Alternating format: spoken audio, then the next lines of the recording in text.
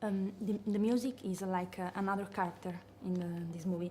Why did you choose to tell this story about music, and if there is a song you wanted in the movie but is not there? Well, I think the music inspired the movie, basically. I mean, in my daily life, I have to have the right kind of music on to get inspired. Like, I can't write sometimes unless I have the right music playing.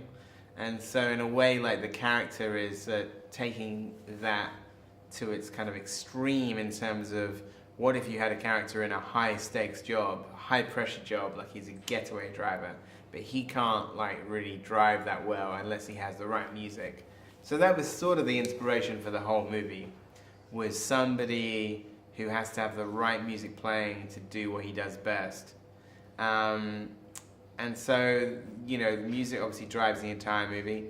I was very lucky in that I got nearly all of the songs I wanted.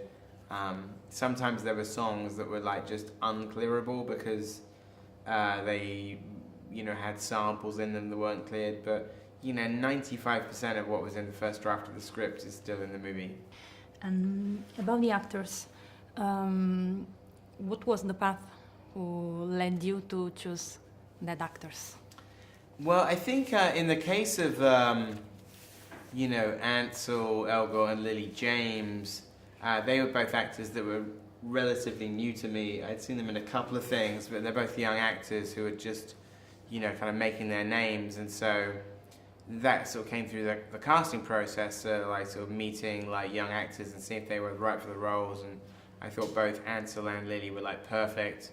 In the case of John Hamm, I wrote the part with him in mind, and I was very happy to be able to offer it to him. And then Kevin Spacey and Jamie Foxx, I think, basically, I was very lucky to get people of that stature to do the movie. They both loved the script, and they both liked the idea of working with the other actors and working with me, and I'm thrilled that they're in it. They're just like elevate the film. Okay, thank you. You wrote the script of the Adventures of Tintin, and there was a project about a trilogy. And where is that project now? I think they still intend to make it. I know that Peter Jackson has expressed interest in doing another Tintin. So I think that might still be happening. I'm not sure that I wouldn't be writing on it. I wrote on the first one and it was a great experience. But you know, I'm kind of busy doing my own thing now. But I'd like to see another one. So I hope they make another one. I mean, the good thing about Tintin is it's timeless. Yes. So, you know, especially if you do it in that format. So I'd be interested to see them do another one. Okay. And what about your future? Except for Scott Pilgrim, who is the best comic book ever. Thank you. Yes. There is another character you want to bring on big screen, not an original character, someone from a novel or a book.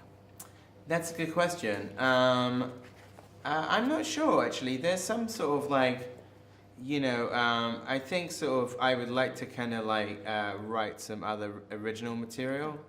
You know, I'd like to, there are other things, there's some things that I'd like to adapt or look into, but, you know, I feel very inspired and encouraged that, you know, I've just had my biggest hit with like a movie that I wrote, so I'd like to try and write my next one as well.